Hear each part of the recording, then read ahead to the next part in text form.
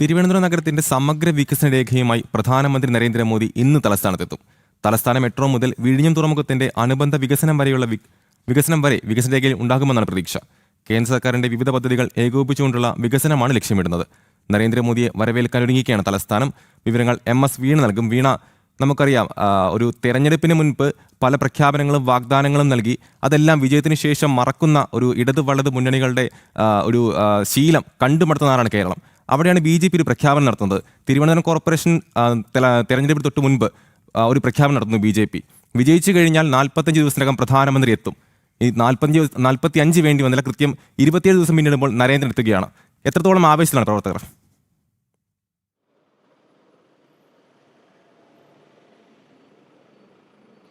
അമൽ, തിരുവനന്തപുരം നഗരം ആവേശത്തിലും ആഹ്ലാദത്തിലുമാണ്.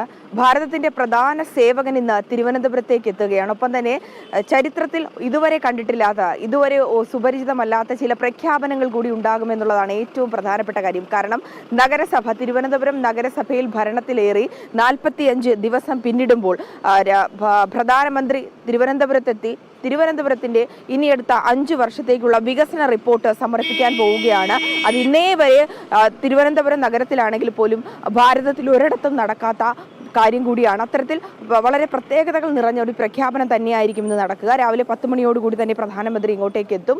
റെയിൽവേയുടെ കേരളത്തിനായിട്ട് അനുവദിച്ച 4 പുതിയ ട്രെയിനുകളുടെ ഉദ്ഘാടനവും സർവീസുകളുടെ ഉദ്ഘാടനവും ഇന്ന് നടക്കുന്നുണ്ട്. ആ ട്രെയിനുകളുടെ ഉദ്ഘാടനം ഇന്ന് നടക്കും. അതുമായി ബന്ധപ്പെട്ടുള്ള പ്രഖ്യാപനവും ഈ വേദിയിൽ നടക്കും. ഞാനിപ്പോൾ നിൽക്കുന്നത് പുത്തരിക്കണ്ടം മൈതാനത്താണ്. പ്രധാനമന്ത്രിയെ വരവേൽക്കാനായി ഒരുങ്ങിയിരിക്കുകയാണ് തലസ്ഥാനം. കർശന സുരക്ഷയിൽ തന്നെയാണ് തലസ്ഥാനം. ഒപ്പം തന്നെ ഈ ഒരു സുരക്ഷയൊപ്പം തന്നെ നിരവധി പേർ പ്രധാനമന്ത്രിയെ കാണണമെന്നുള്ള ആഗ്രഹത്തോടു കൂടി വരും മണിക്കൂറുകളിൽ തിരക്കുണ്ടാകുമെന്നുള്ള കാര്യത്തിൽ യാതൊരുവിധ സംശയവുമില്ല. പ്രധാനമന്ത്രിയെ വരവേൽക്കാനുള്ള എല്ലാ തയ്യാറെടുപ്പിലുമാണ്. അദ്ദേഹത്തിനായി അക്ഷമരായി കാത്തിരിക്കുന്ന തലസ്ഥാനവാസികളാണ്. കണ്ണും മനസ്സുമൊക്കെ അദ്ദേഹത്തെ കാണുവാനുള്ള തയ്യാറെടുപ്പിലാണ് ഓരോ തലസ്ഥാനവാസികളുടെയും ഉള്ളിൽ. പ്രധാനമന്ത്രിയെ ആഹ്ലാദത്തോടെ സന്ദേശത്തോടു കൂടി സ്വീകരിക്കുവാനുള്ള എല്ലാ ഒരുക്കങ്ങളും പൂർത്തിയായിട്ടുണ്ട്. കർശന സുരക്ഷയിൽ തന്നെയാണ് തിരുവനന്തപുരം നഗരം. എല്ലാ വിധത്തിലുള്ള ഒരുക്കങ്ങളും പൂർത്തിയാക്കിയിട്ടുണ്ട്. ഗതാഗത നിയന്ത്രണമുണ്ട്. കർശന സുരക്ഷയിൽ തന്നെയാണ്. ഇവിടെ പോലീസ് ഉദ്യോഗസ്ഥരുടെ ഭാഗത്ത് നിന്ന് കൃത്യമായിട്ടുള്ള നിരീക്ഷണം അടക്കമുണ്ട്. പാസുകളും മറ്റും നൽകിയാണ് ഇവിടെ എത്തുന്ന ആൾക്കാരെ അടക്കം പരിശോധിച്ചുകൊണ്ടാണ് അകത്തേക്ക് പ്രവേശിപ്പിക്കുന്നത്.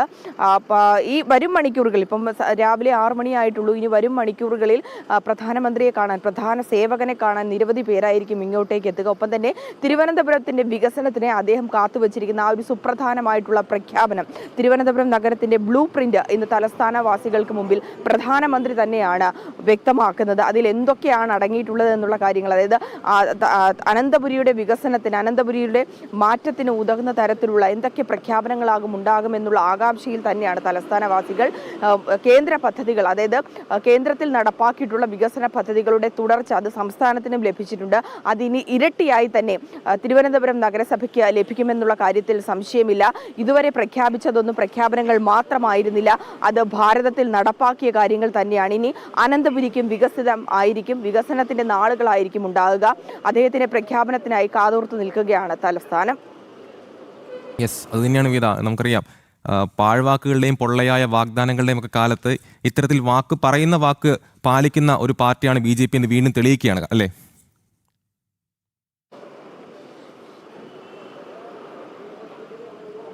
തീർച്ചയായും അത് തന്നെയാണ്. കഴിഞ്ഞ ദിവസവും അതിന് മുന്നിലൊക്കെ നമ്മൾ പൊതുജനങ്ങളിൽ നിന്ന് അഭിപ്രായം തേടിയിരുന്നു. പ്രധാനമന്ത്രി തിരുവനന്തപുരത്തേക്ക് എത്തുകയാണ്, പത്മനാഭന്റെ മണ്ണിലേക്ക് എത്തുന്നതാണ്.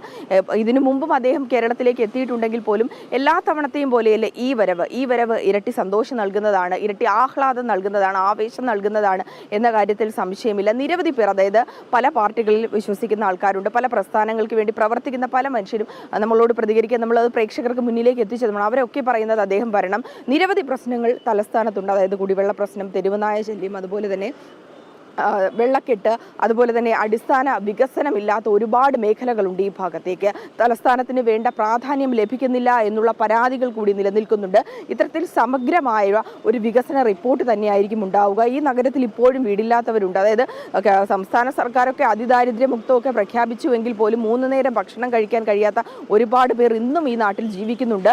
അവരെയൊക്കെ ചേർത്ത് പിടിച്ചുകൊണ്ട് ഇനിയുള്ള നാളുകളിൽ വികസനത്തിന്റെ പടിപടിയായുള്ള വികസനത്തിന്റെ കൃത്യമായിട്ടുള്ള പ്ലാൻ തയ്യാറാക്കി കൃത്യമായിട്ടുള്ള ഒരു രൂപരേഖ തയ്യാറാക്കി അത് നടപ്പാക്കുന്നതിനുള്ള കേന്ദ്ര സർക്കാരിന്റെ നേതൃത്വത്തിൽ അത് സംസ്ഥാനത്തെ തിരുവനന്തപുരത്തെ കോർപ്പറേഷൻ മേയർ, അതായത് വി രാജേഷ് മേയറായ അദ്ദേഹത്തിന്റെ നേതൃത്വത്തിൽ കോർപ്പറേഷനിൽ നടക്കുമെന്ന കാര്യത്തിൽ ഉറപ്പായി കഴിഞ്ഞു. അത് ജനങ്ങൾക്കും ആ ഒരു വിശ്വാസമുണ്ട്. അത് തന്നെയാണ് മാറാത്തത് മാറും എന്നുള്ള പ്രഖ്യാപനം സംസ്ഥാന അധ്യക്ഷൻ നടത്തുകയും 45 ദിവസത്തിന് തലസ്ഥാനത്തെ വികസന റിപ്പോർട്ട് പൊതുജനങ്ങൾക്ക് മുന്നിൽ വയ്ക്കുമെന്നുള്ള അദ്ദേഹത്തിന്റെ പ്രഖ്യാപനം 45 ദിവസമായിട്ടില്ല. അമൽ സൂചിപ്പിച്ചതുപോലെ തന്നെ 27 ദിവസം പിന്നിടുമ്പോൾ 27-ാം ദിവസം തന്നെ അദ്ദേഹം തിരുവനന്തപുരത്തെത്തി.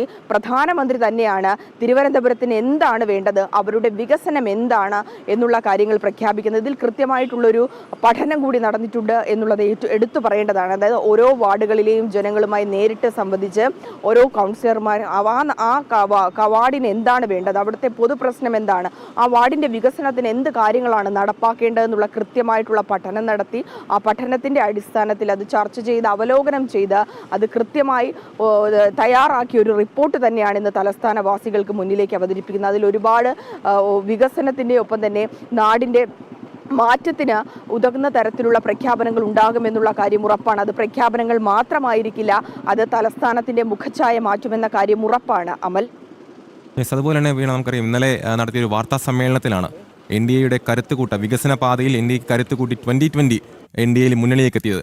അതുപോലെ ഇന്ന് ഔദ്യോഗിക പ്രഖ്യാപനം പൊതുസമ്മേളനത്തിൽ നരേന്ദ്രമോദിയുടെ സാന്നിധ്യത്തിൽ ഉണ്ടാകുമെന്നാണ് മനസ്സിലാക്കുന്നത്. അത്തരത്തിൽ മറ്റെന്തെങ്കിലും സർപ്രൈസ് എൻട്രികൾ പ്രതീക്ഷിക്കുന്നുണ്ടോ?